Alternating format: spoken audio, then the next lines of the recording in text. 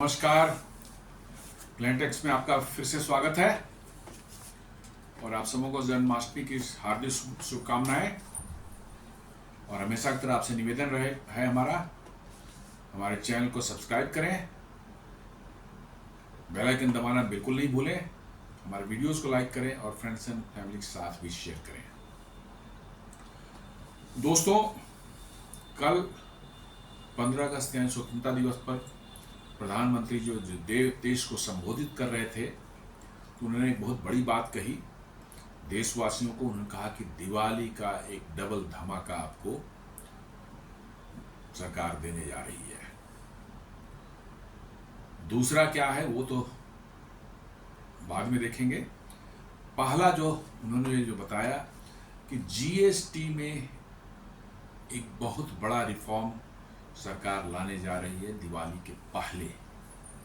जी हाँ, दिवाली के पहले, अक्टूबर में दिवाली है, मोस्ट प्रोबेबली जो है सितंबर में ये फाइनलाइज हो जा सकता है यदि सारे स्टेट्स जो हैं उस पर एग्री कर जाएं तो। ऐसा क्यों है? जीएसटी ठीक ठाक चल रहा था, सरकार की कलेक्शन बढ़ रही थी और सरकार का रेवेन्यू बढ़ रहा था। पिछले 1 साल 2 साल में जीएसटी काफ़ी बूम किया है, जो बिजनेसेस बढ़ रहे हैं, इंडस्ट्री हमारी चल रही है, बिजनेसेस बढ़ रहे हैं, लोगों के पास परचेजिंग कैपेसिटी है, तो इसलिए जो है जीएसटी कलेक्शन भी बढ़ता रहा। आज ऑन एन एवरेज आप लेंगे तो पर मंथ जो है करीब एवरेज मैं बता रहा हूँ 2 लाख करोड़ के आसपास जीएसटी कलेक्शन होता है, जो कि जब स्टार्टिंग हुई थी 2017 में जब स्टार्ट हुआ था जीएसटी, उस समय मुझे याद है कि it was less than 1 lakh crore. कभी 87, 70, 80, 90, फिर धीरे धीरे 1 लाख पहुंचा, 1 लाख को क्रॉस किया। क्रॉस करते करते जो है पर मंथ का मैं बात कर रहा हूँ, अब ये 2 लाख करोड़ से ऊपर जा चुका है। कभी कभी 2 लाख स्लाइडली नीचे आता है, बट 2 लाख से ऑन एन एवरेज 2 लाख से ऊपर आता है। अब सरकार ने कहा है कि भाई अब जो हमारे जीएसटी में सुधार लाया जाए, उसमें और रिफॉर्म्स लाया जाए और ये रिफॉर्म्स लाकर कंज्यूमर्स को रिलीफ दी जाए, कंज्यूमर्स के पॉकेट में और पैसे बचें, उनको जीएसटी में कम पैसे देने पड़े ताकि उनके पास और पैसे बचें और वो और भी खरीदारी कर सकें अपने जीवन यापन के लिए, और भी चीज़ें मार्केट से खरीद सकें उन बचे हुए पैसों से जो है। आपको याद होगा अभी जब से ट्रंप की टैरिफ का जो चल रहा है हंगामा पूरी दुनिया में, आपने देखा होगा प्रधानमंत्री ने जो है फिर से एक बार स्वदेशी या वोकल फॉर लोकल का जो है एक उन्होंने आह्वान किया देशवासियों को। अब कहेंगे वोकल फॉर लोकल का इससे क्या लेना देना है? नहीं, बहुत कुछ लेना देना है। आज मैं बार बार पिछले बहुत से वीडियोस में बता चुका हूं कि भारत की इकोनॉमी को आप देखें तो हमारी इकोनॉमी जो है मोस्टली जो है चलती है इंटरनल कंजम्पशन पर। हम करीब 65% के आसपास में अपने जीडीपी का 65% जो प्रोडक्ट बनता है भारत में, या सर्विसेज जो भारत में होती हैं, उसका 65% हम इंटरनली कंज्यूम कर जाते हैं और सिर्फ करीब 35% ही जो है हम बाहर एक्सपोर्ट करते हैं। मतलब कि 2/3 करीब हम अपने यहाँ कंज्यूम कर जाते हैं और 35% जो है करीब 1/3 जो है करीब बाहर भेजते हैं। ये बहुत बड़ी बात है। ऐसी इकोनॉमी दुनिया में शायद कहीं आपको मिले, जो कि बड़ा एक प्रोड्यूसर है एक देश और वो अपने प्रोडक्शन का जो है, अपने प्रोडक्ट का जो जितना होता है उसका 2/3 खुद कंज्यूम कर जाए। इवन आप चाइना में ले लें, आपसे बड़ी इकोनॉमी है, काफ़ी बड़ी इकोनॉमी है, बहुत प्रोडक्शन करते हैं वो, काफ़ी प्रोडक्शन है, प्रोडक्शन हमारे यहाँ कई गुना ज़्यादा है, लेकिन उनका इंटरनल कंजम्पशन जो है 1/3 से भी कम है। और इसलिए चाइना की इकोनॉमी जो है पूरी तरह से जो है डिपेंडेंट है एक्सपोर्ट पर। और एक्सपोर्ट में कुछ दाएं बाएं हो जाए, दुनिया में कुछ रिसेशन आ जाए, जैसे भी ट्रंप ने टैरिफ लगा दिया, ये अनएक्सपेक्टेड था, हो गया, अब डिस्टर्बेंस इससे शुरू हो सकती है। दुनिया में मंदी आ जाए, बड़े बड़े कुछ देशों में, अमेरिका है, यूरोप में मंदी आ जाए, जहाँ लोगों की खरीदने की क्षमता घट जाती है मंदी आने के बाद जो है, तो आपका एक्सपोर्ट वहाँ भी प्रभावित होता है। आफ्टर ऑल आप एक्सपोर्ट तभी कर पाते हैं जब वहाँ के लोग आपके प्रोडक्ट खरीदते हैं, आपके प्रोडक्ट की वहाँ डिमांड रहती है, तो आपका सामान बाहर जाता है। और बाहर यदि नहीं जाएगा तो आपकी इंडस्ट्रीज बैठेंगी, इंडस्ट्रीज बंद होंगी। इंडस्ट्रीज का मतलब कि जो है दिवाला निकलेगा, उससे जॉब लॉसेज होंगे, लोगों की नौकरियां जाएंगी। ये सारे जो है दुष्परिणाम शुरू हो जाते हैं यदि आप प्योरली जो है एक एक्सपोर्ट ड्रिवन इकोनॉमी होते हैं। इसलिए आप यदि प्रोडक्शन कर रहे हैं और आपका इंटरनल कंजम्पशन नहीं है, तो ये आपकी इकोनॉमी के लिए बहुत बड़ा खतरा है। और इसीलिए लोग प्रेडिक्ट कर रहे हैं कि चाइना जिस तरह से ग्रो किया है उसका सस्टेन करना थोड़ा मुश्किल लगता है। और ये दिख भी रही है पिछले कुछ सालों से, खासकर कोविड जब से आया उसके बाद से आप देख लें, चाइना की इकोनॉमी धीरे धीरे धीरे धीरे नीचे जा रही है। क्योंकि कोविड के बाद से बहुत देशों की हालत खराब हुई और उन देशों में जो है कंजम्पशन घटा, और उसमें चाइना चूंकि एक्सपोर्ट से चलता था, उन देशों में चाइनीज प्रोडक्ट बिकने कम हो गए या हो गए या बंद हो गए। इससे चाइना की डिमांड जो है, चाइना प्रोडक्ट की डिमांड दुनिया में घटी, और इसका नतीजा हुआ कि चाइना की इकोनॉमी अब धीरे धीरे स्लो होती जा रही है, बिकॉज इंटरनल कंजम्पशन नहीं है। यदि इंटरनल कंजम्पशन बहुत तगड़ी होती, भारत जैसी होती, तो दुनिया में नहीं भी बिक रहा था, अपने देश में ही हम उसका 2/3 कम से कम कंज्यूम करते, तो इतनी बुरी हालत हमारी नहीं होती। लेकिन चूंकि हमारा 2/3 बाहर जाता है, 1/3 भी हम कंज्यूम नहीं करते इंटरनली, ये चाइना के लिए समस्या बन रही है। लेकिन भारत एक ऐसा यूनिक देश है जो कि प्रोड्यूसर भी है और कंज्यूम करने वाला भी है, दोनों ही चीज अपने यहाँ है। इसीलिए आपकी इकोनॉमी, मैं बार बार कहता हूँ कि it is much more resilient than any other country in the world. दुनिया में आग लग जाए, दुनिया में कहीं भी रिसेशन आ जाए, ट्रंप टैरिफ लगा दें, 1000% टैरिफ लगा दें, कम से कम 2/3 तो हमारी जो प्रोडक्शन हो रही है हम कंज्यूम कर ही लेंगे।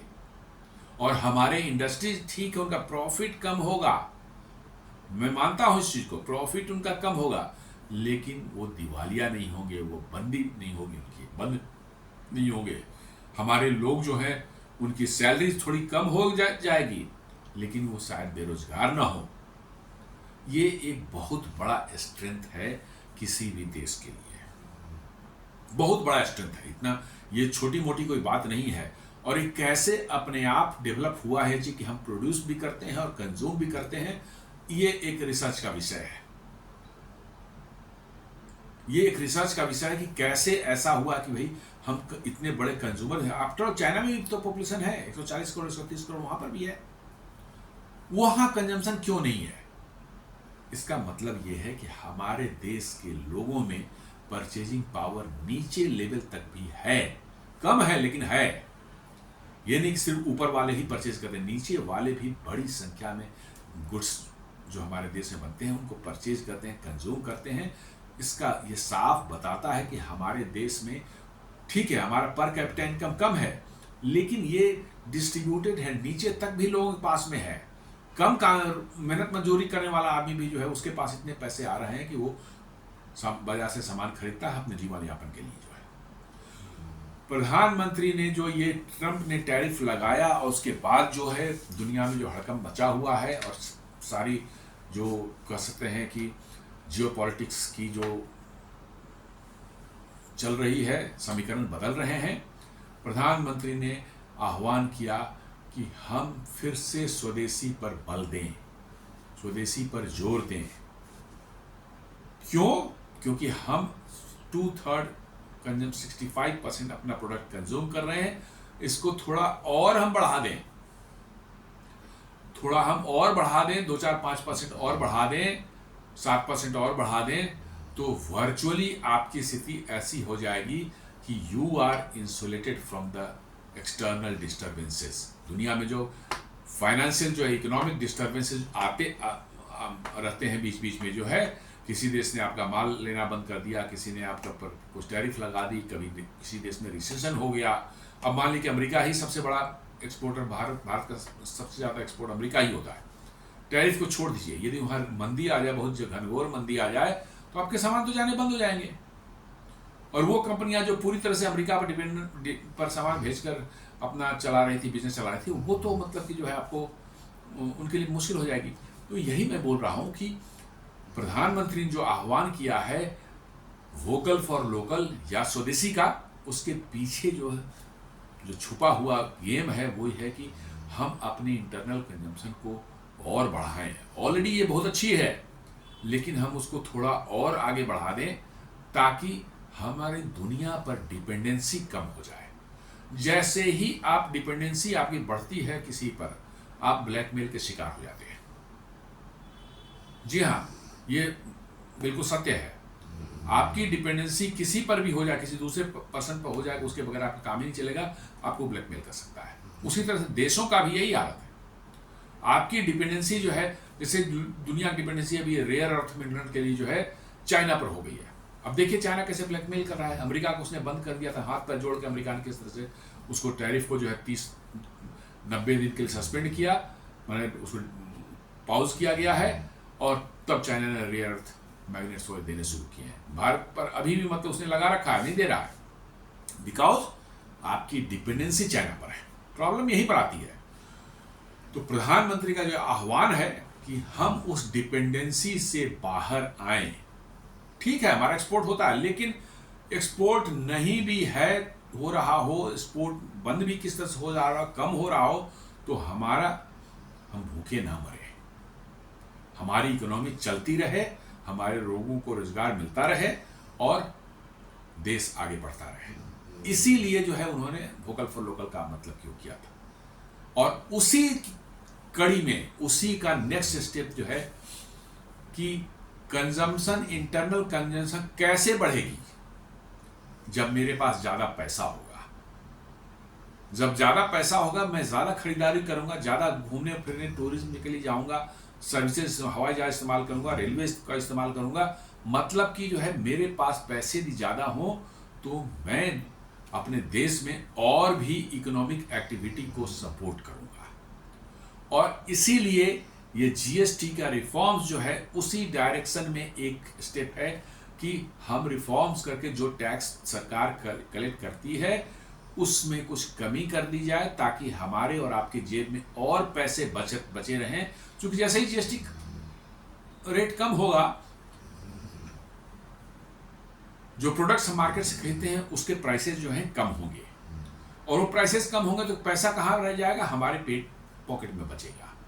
और हमारे पास पैसा यदि मेरे पॉकेट में है ज़्यादा, तो मैं क्या करूँगा कि मैं कुछ और चीज़ें अपने फैमिली के लिए, अपने लिए, अपने घर वालों के लिए जो है खरीदने की कोशिश करूँगा, जो कि हम पहले नहीं खरीद पाते थे। या कुछ टूरिस्ट मतलब कोई टूरिज्म पर जाएंगे फैमिली को लेकर के, वहाँ खर्च करेंगे, होटल में रुकेंगे, हवाई जहाज का टिकट लेंगे, रेलवे का टिकट लेंगे, घूमने फिरने जाएंगे। ये इकोनॉमी में हम कंट्रीब्यूट करेंगे और ज़्यादा। तो हमारे पॉकेट में पैसा देकर प्रधानमंत्री जो है देश की कंजम्पशन जो गुड्स एंड सर्विसेज है उसको 65% पर के आसपास जो है उसको और बढ़ाने का उनका वो है। और इसलिए जीएसटी में एक ये करके जो है अभी देखा होगा कि आपने जो है पिछले साल, इस साल का जो बजट आपने देखा होगा, जो बजट आया है इस साल का, उसमें 12 लाख तक का जो है उन्होंने हम लोगों को दिया है टैक्स के लिए। 12 लाख तक के आपके स्लैब तक आपकी के अंदर आपकी इनकम है तो you may become income tax free, आपको 0 टैक्स लगे सकता है। मैं बोल रहा है तो उसमें वो कंडीशन है कैसे कैसे इन्वेस्ट करना है, क्या करना है, वो अभी का डिस्कशन का पार्ट नहीं है, इसलिए मैं ही जा रहा हूँ। लेकिन 12 लाख तक यदि आपका इनकम है, जो पहले 7.5 के आसपास था, 7.5 यदि आपके पास इनकम था तो आप 0 टैक्स हो सकते थे। अब उसको बढ़ाकर सरकार ने किया 12 लाख। क्यों किया है? इसका भी वही पर्पस है कि आपके पास पैसे ज़्यादा रहें, आपके पॉकेट में पैसे ज़्यादा रहेंगे, आप ज़्यादा खर्च करेंगे, उससे और कंजम्पशन बढ़ेगा, उससे इकोनॉमी और बढ़ेगी, प्रोडक्शन और बढ़ेगा, फैक्ट्रियां और लगेंगी या उनका एक्सपेंशन होगा, उनमें लोगों को जॉब मिलेगा, और उस जॉब मिलने से जो है हमारा क्या होगा, देश की अर्थव्यवस्था में और मजबूती आएगी। और इसीलिए ये जीएसटी को भी उसी क्रम में पहला उन्होंने किया, किस लिए, कब, जब इनकम टैक्स में आपको रिलीफ दिया गया, और उस इनकम टैक्स में रिलीफ से जो है लोगों के पास अच्छे खासे पैसे उनके बचेंगे, और वो फिर इस्तेमाल करेंगे अपने प्रोडक्ट्स खरीदने में, सर्विसेज का इस्तेमाल करने में। आप हवाई जहाज की यात्रा करेंगे, होटल में जाएंगे, टूरिज्म करेंगे, घूमने फिरने जाएंगे, इन सबों में आप खर्च करेंगे, ये देश की इकोनॉमी फर्दर आप कंट्रीब्यूट करेंगे। तो जीएसटी में एक बड़ा सा बदलाव लाने का एक हिंट दिया है उन्होंने। एग्जैक्टली क्या है वो तो जब निकल के आएगा तब होगा, लेकिन लोग अनुमान लगा रहे हैं, लोगों का अनुमान, एक्सपर्ट्स का अनुमान है कि जीएसटी में मेनली अभी 5 स्लैब्स हैं, 5%, 12%, 18% और 28%। कुछ गुड्स जो है 5% में रहते हैं, गुड्स एंड सर्विसेज, कुछ जो है 12% रहते हैं, कुछ 18 में रहते हैं, और कुछ बहुत हाई एंड वाले जो हैं लग्जरी गुड्स वगैरह जो होते हैं, कार वार जो है वो सब 28% में रहते हैं।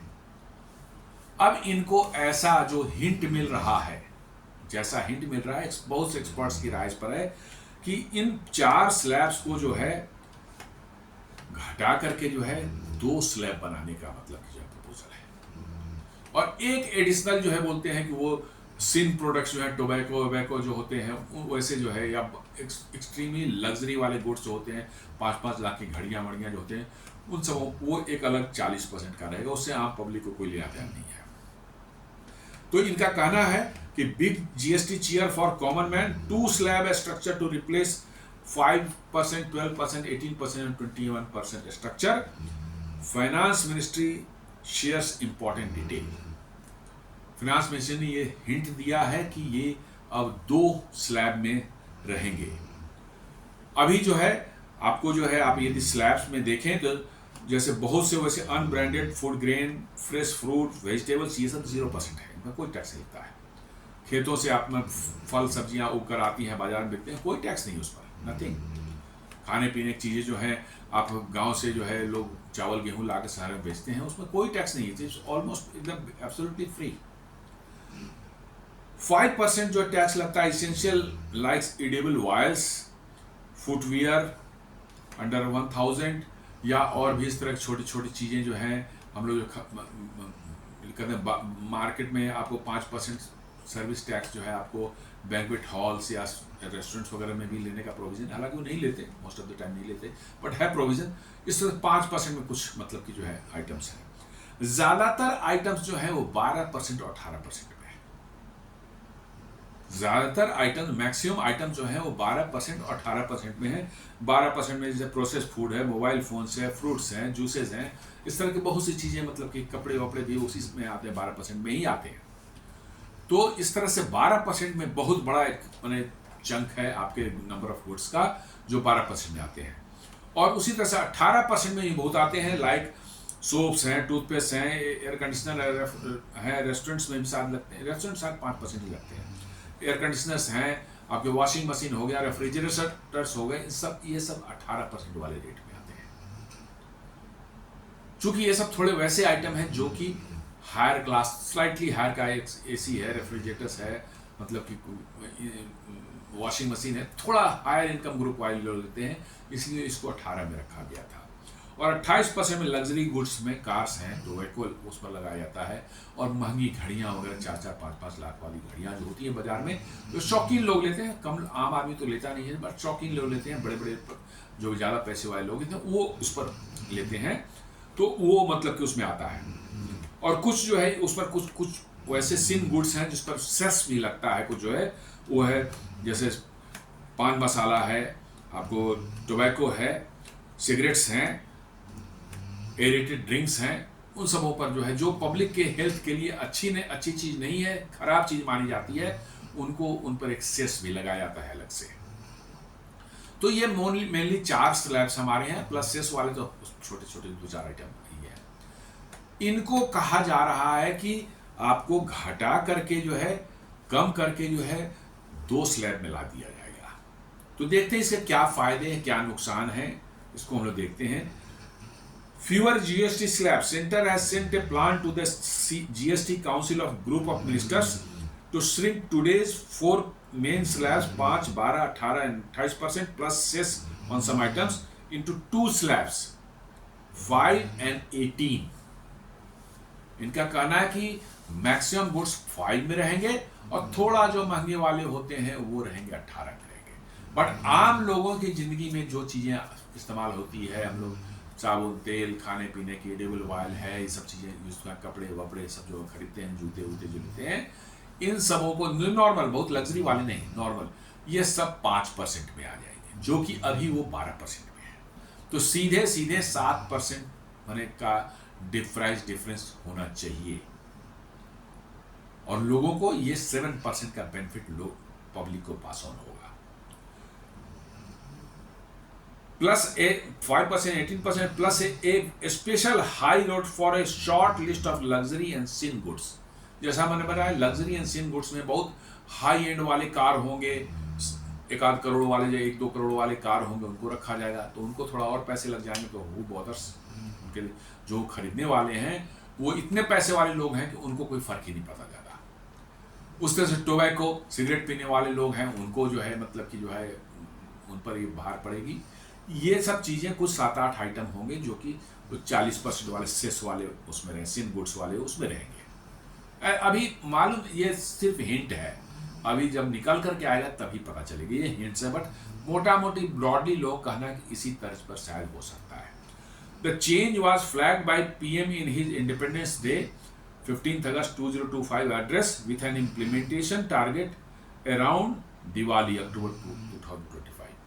दिवाली इस साल अक्टूबर में है और इसलिए प्रधानमंत्री ने कहा कि दिवाली के पहले शायद ये मतलब कि जो है रिफॉर्म जो है इसमें GST में ये आ जाए, ताकि लोगों में एक फेस्टिव सीजन, दिवाली के दौरान लोगों में बड़ी मैंने वो रहती है, खरीदारी करते हैं, बड़ा उनका उत्साह रहता है, जिंदगी के प्रति पॉजिटिविटी आती है। फेस्टिवल ऑफ लाइट्स है ही इसी के लिए कि भैया आप खरीदारी करें, मौज करें, खुश रहें, अपने लाइफ को एंजॉय करें। लाइट है ही क्या, festival of light, Diwali basically क्या है, ग्लो है, प्रकाश का, चारों तरफ प्रकाश है, मतलब लाइफ, जिंदगी में पॉजिटिविटी दिखती है। प्रधानमंत्री ने सही वक्त को चुना है कि जिस समय लोगों में मैक्सिमम पॉजिटिविटी रहती है, लोगों में मैक्सिमम जो है चेयरफुलनेस रहती है, उसी समय उनको जो है हम ये तोहफा दें कि आपसे अब कम GST टैक्स लिया जाएगा और इससे देशवासियों में अपने देश के बने हुए प्रोडक्ट को खरीदने की और भी चाहत बढ़ेगी और भी इच्छा होगी। Big relief at the low end. The intent is to move common man items into the 5% slab. जैसा मैंने बताया कि कॉमन लोगों के लिए जितने भी सामान हैं हमारी जिंदगी में, 2-4-500 रुपए के चप्पल खरीदते हैं, 2-4-500 रुपए के हम कपड़े खरीदते हैं, 1-2 हज़ार 2-3 हज़ार रुपए की घड़ियाँ हमने खरीद ली, चाहे हम खाने पीने का सामान, एडिबल ऑयल हमने खरीद लिया, कुछ मतलब कि जो है छोटा मोटा जो है हमने मोबाइल फ़ोन ले लिया, या मतलब कि जो है आपको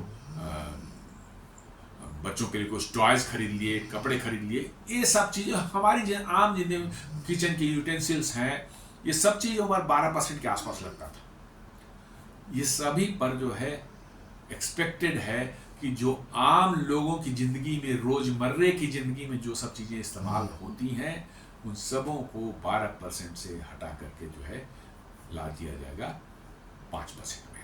12% में जितने भी आइटम्स हैं, ऐसा उम्मीद किया जा रहा है कि उसमें से 99% आइटम जो है वो 5% में आ जाएंगे, 1% जो बचेंगे वो 18% में चले जाएंगे, 1% जो बचेंगे वो 18% चल जाएंगे। और GST में आप रेट्स देखेंगे तो आप देखेंगे कि आपके जीवन यापन के लिए जितनी भी इसेंशियल चीज़ें हैं, ज़रूरी चीज़ें, बच्चों की किताब, पेंसिल, ये सब जितने हैं, हम लोग जो टॉयज खरीदते हैं बच्चों के लिए, कपड़े खरीदते हैं, जूते खरीदते हैं, मतलब कि घर के लिए लाइट्स और फैंस वगैरह खरीदते हैं, ये सब 12% में होते थे, सारे सब 12% में होते थे। बिजली के थोड़े यूटेंसिल, आपने एक इलेक्ट्रिक वाला मिक्सर घर में खरीद लिया, ग्राइंडर मिक्सर खरीद लिया, ये सभी चीज़ें जो हैं 12% में ही आती थी। वो सभी चीजें 12% से सीधे आ जाएंगी 5% पर। आप समझ सकते हैं कि आप यदि 1,000 रुपये का कोई सामान आप खरीद रहे थे पहले, तो उस पर 7% का आपको मतलब सीधे 70 रुपीज़ का आपको बेनिफिट सीधे मिल जाएगा, कंज्यूमर को मिल जाएगा।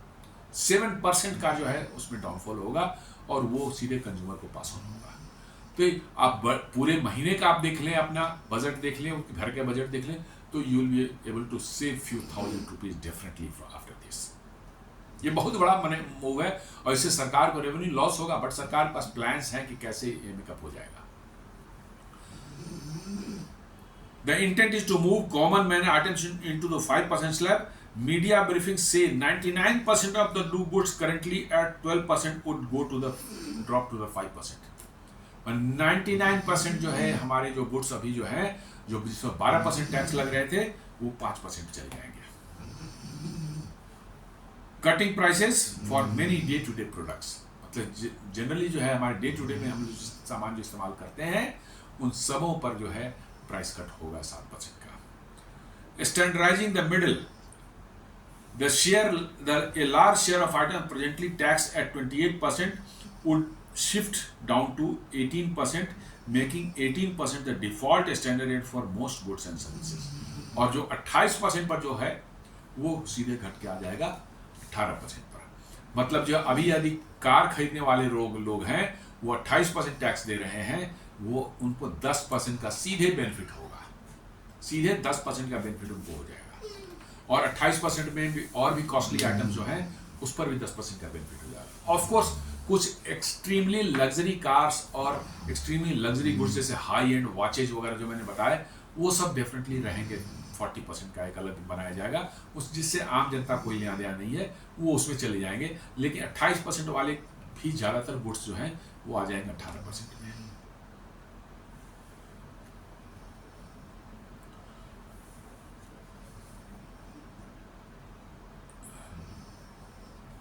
A special high rate for demerit items, a 40% GST is envisaged for a small list, about 7 to 8 items of luxury/sin goods, tobacco products हो गए, और जैसे लग्जरी गुड्स कुछ हो गए, हो सकता है करोड़ से ऊपर की गाड़ी जो होगी उस पर भी लग जाए वो। मतलब कि जो है वॉचेज जो है कई लाख के 5-5, 10-10 लाख के वॉचेज आते हैं, घड़ियाँ आती हैं, उन पर लग जाए। तो वैसे जो है उससे आम पब्लिक को कोई लेना देना नहीं है, वो सब जो है कुछ 7-8 आइटम जो है रहेंगे वो 40% हो रहेंगे। This looks despite to replace today's 28% plus compensation cess structure for those few categories.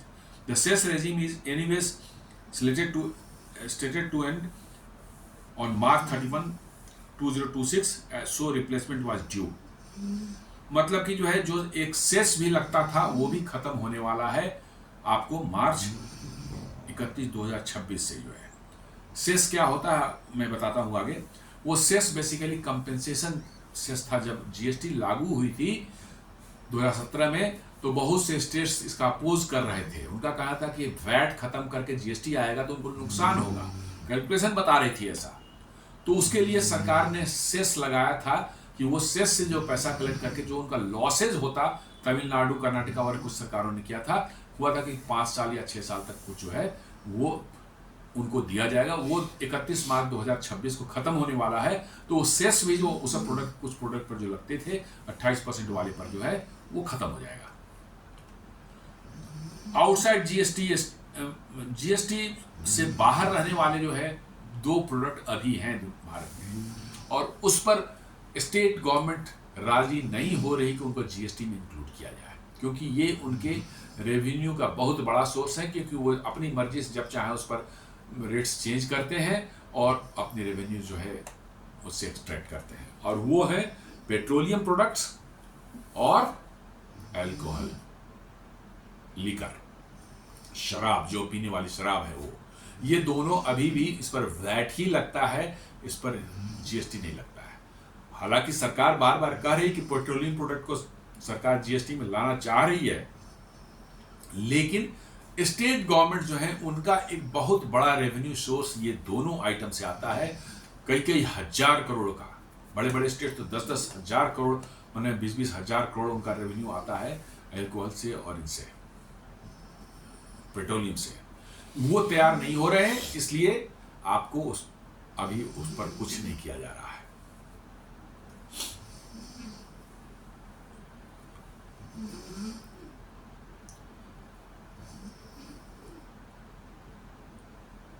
अभी जो है जैसे स्लैब्स कैसे काम होगा, मतलब कि 5% रहेगा आपका स्लैब, 12% के आइटम्स जो मोस्टली 99% आइटम्स चल जाएंगे 5% में, और 1% जो बचे चले जाएंगे वो 18% में, और 28% वाले में क्या होगा, most of today's 28% will move to the 18%, और कुछ जो स्पेशल हैं उसमें मैंने बताया 7-8 जो लग्जरी वाले एक्स्ट्रा और या सिन गुड्स जिसको बोलते हैं, वो चल जाएंगे एक 40% में जो है। तो ये सिंपल स्ट्रक्चर एक आपको बन जाएगा कि 2 ही स्लैब से आपका सारा काम होगा। एक तो स्पेशल है, उसमें कुछ खास आइटम्स हैं, बहुत कम उसमें होंगे, कोई बहुत ज़्यादा होगा, और पेट्रोलियम और अल्कोहल जो आपको आउटसाइड रहेंगे जीएसटी के, क्योंकि इसमें स्टेट गवर्नमेंट राजी नहीं है, और आगे मुझे लगता है फ्यूचर में भी आने वाले समय में इस पर स्टेट गवर्नमेंट राजी होने को तैयार नहीं होंगे, क्योंकि इस पर वो जब भी चाहते हैं अपना वैट बढ़ा करके जो है अपने रेवेन्यू कलेक्शन को इंक्रीज कर लेते हैं, क्योंकि ये दोनों ऐसे प्रोडक्ट्स हैं कि महंगे भी होंगे तब भी बिकेंगे। शराब पर आप कितनी भी टैक्स लगाएं, शराब पीने वाले लेंगे ही लेंगे, बिना कुछ क्वेश्चन के, बिना चूक किए हुए वो लेते हैं। शराब का कभी भी प्राइस बढ़ता है, मैंने आज तक कहीं कोई नहीं देखा कि लोग इसको हो हल्ला मचा रहे हैं कि शराब महंगी होगी, चुपचाप वो खरीदते हैं। तो सरकार, स्टेट गवर्नमेंट जो होती है, राज्य सरकारें जो हैं, इन 2 आइटम्स को अपने हाथ में रखना चाहती हैं, कि क्योंकि ये उनके हाथ में रहेगा तो जब भी चाहेंगे उसको रेट बढ़ा करके जो है वो पैसा एक्सट्रैक्ट कर सकते हैं मार्केट से, उनको पब्लिक से पैसा उनको मिल सकता है। इसलिए इसके जो है जीएसटी में आने के संभावना करीब करीब नील है, और लंबे समय तक नील है, अभी नहीं, अगले 10-20 सालों तक मुझे नहीं लगता कि कोई स्टेट गवर्नमेंट तैयार होगा। क्योंकि आप देख लें, बड़े राष्ट्र महाराष्ट्र है, कर्नाटका है, तमिलनाडु है, उनके आप रेवेन्यू देखें, सिर्फ लीकर से ही 25-25, 30-30 हजार, 50-50 हजार करोड़ रुपए उनके लीकर से सिर्फ आते हैं। पेट्रोलियम को जोड़ लेंगे तो कितना होगा पता नहीं, इसलिए वो कभी लूज नहीं करना चाहेंगे इस पर, और ये उनके कंट्रोल में है, जब चाहें उसको बढ़ा सकते हैं, घटा सकते हैं। इलेक्शन आएगा तो रिलीफ दे, पब्लिक को रिलीफ देने के, दिखाने के लिए कुछ घटा भी सकते हैं, जब उनको फाइनेंशियल क्राइसिस कुछ होगी तो बढ़ा भी सकते हैं। जीएसटी में ऐसा नहीं होता। जीएसटी में जब भी रेट बढ़ते हैं या घटते हैं, वो जीएसटी काउंसिल जब तक डिसाइड नहीं करती, सारे स्टेट्स के उसमें जो मिनिस्टर्स में रहते हैं, जब तक वो नहीं डिसाइड करेगी जीएसटी काउंसिल, कुछ नहीं होता। तो ये तो उनके हाथ से बाहर चला जाएगा। इसलिए जो है ये दोनों जो है, जो बहुत बड़ा रेवेन्यू का सोर्स है, इस पर कोई राज्य सरकार तैयार नहीं है, अभी भी नहीं तैयार है। उसमें कोई भी राज्य सरकार, बीजेपी रूल ले लें, अपोजिशन रूल ले लें, डजंट मैटर, हर कोई को रेवेन्यू चाहिए, और इसलिए जो है वो अपने कंट्रोल में रखना चाहते हैं। तो ये these 2 things will remain outside of the gambit of the GST for quite long time. What could get cheaper or stay dear? वो क्या महंगे हो सकते हैं, क्या सस्ते होंगे, जस्ट एक अंदाजा लगाया गया है। Likely cheaper segments flagged in the briefing include agriculture, textile, fertilizer, auto parts, handicrafts, medical devices and insurance. Insurance भी चीप होगा। हम लोग कार का इंश्योरेंस कराते हैं, गाड़ियों का इंश्योरेंस कराते हैं, मेडिकल इंश्योरेंस कराते हैं, उस पर भी 12% जीएसटी लगता है, वो 5% हो जाएगा। इसका मतलब हमारी इंश्योरेंस की कॉस्ट घट जाएगी। और मेडिकल डिवाइसेस हैं, हैंडीक्राफ्ट्स हैं, ऑटो पार्ट्स हैं, इन सबों पर जो है ये सभी 5% वाले उसमें आ जाएंगे। और वही मैंने कहा ना कि हमारे दिनचर्या में, जीवन में जीने के लिए जो इसेंशियल चीज़ें हैं, जिनका इस्तेमाल किए बगैर हम नहीं रह सकते, उन सबों पर जो है 12% से घटकर 5% आएगा, और इसका फायदा निश्चित रूप से जो है देशवासियों को मिलेगा। Still taxed heavily, a very small basket of luxury or sin goods, tobacco products could sit at 40%. The government has also indicated it wants to keep the overall tax incidence on demerit goods. Government ने कहा है कि ऐसे goods जो कि public health के लिए अच्छे नहीं हैं, या पब्लिक के लिए इन जनरल वो ठीक नहीं है, उनको रखा जाएगा 40% में, ताकि लोग डिस्करेज हों उसका इस्तेमाल करने से। Broadly unchanged, and as the cess framework winds down, hence the special rate, details पर आइटम आर पेंडिंग। अभी डिटेल्स नहीं मिले हैं कौन कौन से आइटम इसमें 40% वाले में रहेंगे। चूंकि सेस भी खत्म होगा तो कुछ आइटम्स जो हैं उनका क्या रेट होगा, किस पर जाएंगे, ये अभी नहीं क्लियर है। वो तो जीएसटी काउंसिल की मीटिंग जो है सितंबर में शायद होने वाली है, और उसके होने के बाद ही एक्चुअल स्ट्रक्चर क्या आएगा। चूंकि जीएसटी काउंसिल ही इसको अप्रूव करती है, सेंट्रल गवर्नमेंट तो सिर्फ आई उसको फाइनेंस मिनिस्ट्री बस ओके कर देती है। जीएसटी काउंसिल इस पर एग्री कर जाएगी, वही पास होगा। Why the government is doing this? is simplicity for consumers and businesses। Consumers के लिए भी आसान होगा, उनके सस्ते पड़ेंगे सामान, और साथ साथ बिजनेस के लिए भी आसान होगा। बहुत लंबे चौड़े स्ट्रक्चर्स में बड़ा कंफ्यूजन होता है, कौन किस में है, किस में बड़ा दिक्कत है, तो उनके लिए है। Fewer slab means easier classification, billing and compliance, fewer disputes and rate fit tassels.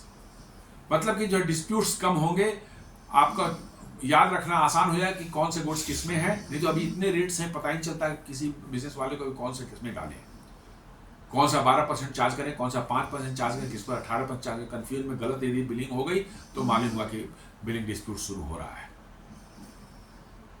और फिर जीएसटी वाले को इन्फॉर्म कर दिया तो उनका भी अलग अलग होगा, भैया एक्सप्लेनेशन पूछें कैसे हुआ, क्यों हुआ, उसका सेटलमेंट करें टाइम, तो बिजनेस को आसान हो जाएंगी। Fixing inverted duty free charge, in many chains inputs are taxed higher than the outputs। ये एक गड़बड़ी थी इसमें, इन्वर्टेड टैक्स स्ट्रक्चर था।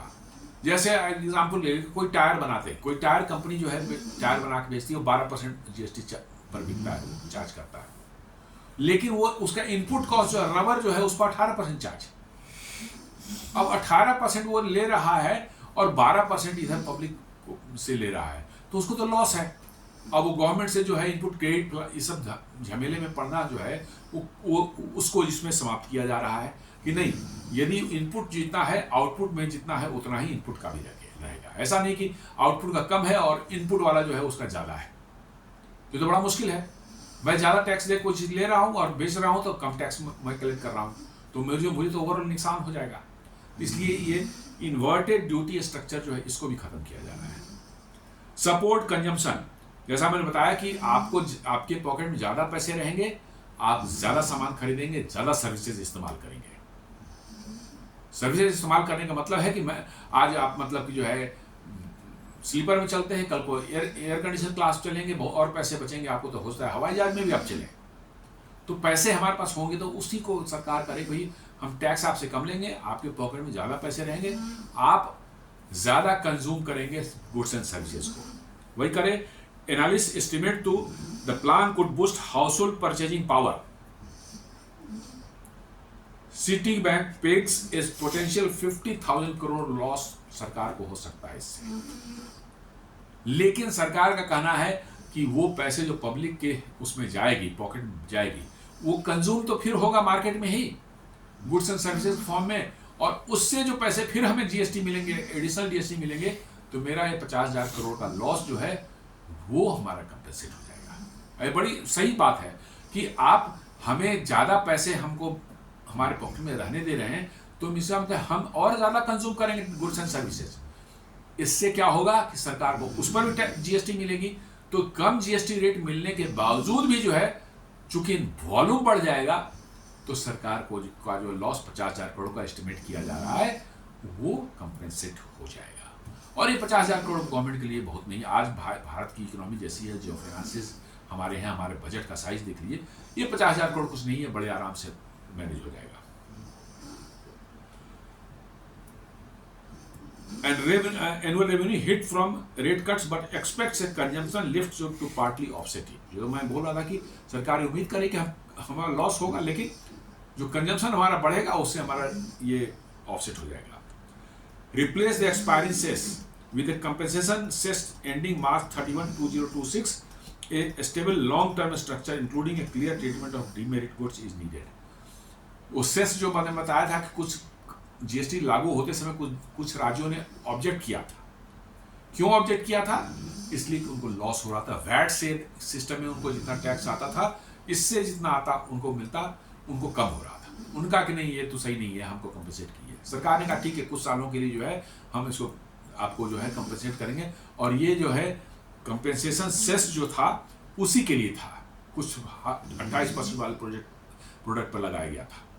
तो वो खत्म हो रहा है 31 मार्च 2026 को। तो वो खत्म हो जाने के बाद जो है इसलिए उनको मूव कर दिया जाएगा 40% में, क्योंकि वो वैसे गुड्स हैं कि जिससे आम जनता कोई लेना देना नहीं है, किसी कोई हो हल्ला नहीं हुआ, किसी को कोई दिक्कत नहीं होगी, तो उससे जो लॉस होगा उसको खत्म कर दिया जाएगा उसी से। तो that is the plan. What is timeline in process?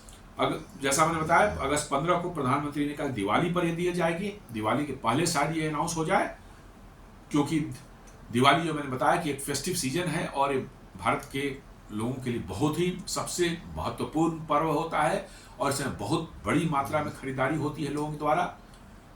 सोने, चांदी, कार, मोटरसाइकिल, बाइक, जितने भी खरीदारी आप देखेंगे लोग प्लान करके रखते हैं इस फेस्टिव सीजन में, दशहरा दिवाली के आसपास जो है खरीदने के लिए जो है प्लान करके रखते हैं। और इसलिए आप देखेंगे उस समय कंजम्पशन देश की में बहुत ज़्यादा बढ़ जाता है और उस पीरियड में जीएसटी कलेक्शन का बहुत ह्यूज होता है। इसलिए जो है सरकार जो कर रही है कि नहीं उसी समय हम सरकार लोगों को देंगे, ताकि लोगों की का जो दिवाली का पर्व है वो और भी ज़्यादा बढ़िया हो जाए, खुशनुमा हो जाए, लोग और इंजॉय करें और खर्च करें। और दूसरा एक है सितंबर 25 में जो है एक्सपेक्टेड जीएसटी काउंसिल की जो मीटिंग है ये होने वाली है सितंबर 25 में, जो है ऑल स्टेट फाइनेंस मिनिस्टर्स की जो होती है, likely to meet to consider the group of minister proposal, if approved the centre and states will issue rate change notification. सितंबर में मीटिंग में यदि वो अप्रूव हो गया जीएसटी काउंसिल में, तो फिर वो समझिए कि वो उसको लागू कर दिया जाएगा। Who is shaping the detail? As a GMO group of ministers on rate rationalization convened by Bihar Deputy CM Samrat Chaudhary is working on the item-wise blueprint and slab rate merges. The panel has met multiple times since 2024 and will feed its recommendations to the council. एक committee बनी है जो जिसमें बिहार के finance minister deputy chief minister सम्राट चौधरी वो उसके head हैं और ये मीट करे, पिछले ही साल से सब चल रहा है काम, ये 2024 से कई एक मीटिंग कर चुके हैं और किस आइटम को किस स्लैब में रखा जाए इस पर वो विचार कर रिकमेंडेशन देगी और वो ग्रुप ऑफ मिनिस्टर को ये देंगे। ग्रुप ऑफ मिनिस्टर जो होंगी, मीटिंग होगी सितंबर में, वहां पर दिया जाएगा और उसके बाद जो ग्रुप ऑफ मिनिस्टर इस पर डिसीजन लेगी इसको अप्रूव किया जाएगा नहीं है। मोस्ट प्रोबेबली चांसेस हैं कि ये अप्रूव हो जाएगा और दिवाली के पहले जो है ये खुशखबरी देश के लोगों को मिलेगी। What is still unknown exact item list. Item list अभी तक पता नहीं है कि कौन से आइटम किसमें, हम लोग कोई नहीं जानते, जब लिस्ट निकलेगा पता चलेगा। लेकिन ये मोटा मोटी चल गया कि 5 और 18 रहेंगे और 12 वाले 99% जो है 5 में शिफ्ट हो जाएंगे, 1% बचेंगे, 18 चल जाएंगे। 40% बास्केट जो बताया उसमें कौन कौन से रहेंगे, 7-8 आइटम रहेंगे, अब ज़्यादा उसके लिए कोई बॉदर नहीं कर रहा है। स्टेट कंसेशंस जो है मैं बताया सारे स्टेट्स इस पर एग्री करेंगे। ग्रुप ऑफ मिनिस्टर्स की जो मीटिंग होगी सितंबर में वो एग्री करेंगे तभी होगा। उसमें सभी देशों के फाइनेंस मिनिस्टर होते हैं और अपनी अपनी बातें कहते हैं, कोई ऑब्जेक्शन है कुछ सारी, बट इस बार चांसेस हैं चूंकि कई एक बार मीटिंग हो चुकी है 2024 से ही, इसका मतलब मोर और less in principle they are agreed. सिर्फ किस आइटम को कहाँ रखना है इस पर शायद हो सकता है थोड़ा डिस्कशन हो, पर चांसेस है कि ये हो जाए। तो दोस्तों ये एक बड़ा सा प्रधानमंत्री का एक आया है था कल, मैंने सोचा कि इस पर डिस्कशन किया जाए क्योंकि ये बहुत महत्वपूर्ण है हमारे और आपकी रोजमर्रा की जिंदगी से, क्योंकि इससे जो है टैक्स रेट में चेंज होने से हमारे दिनचर्या में जो हम जिन सामानों की खरीदारी करते हैं उनके रेट्स में बहुत भारी बदलाव होने वाला है। अच्छी खासी कमी होने वाली है जिससे हमारे पॉकेट में अच्छे खासे पैसे बच सकेंगे ताकि हम उसको और इस्तेमाल कर सकें कि और अपनी इसेंशियल चीज़ों के लिए जो है। तो उम्मीद करता हूं कि ये विश्लेषण आपको पसंद आया होगा।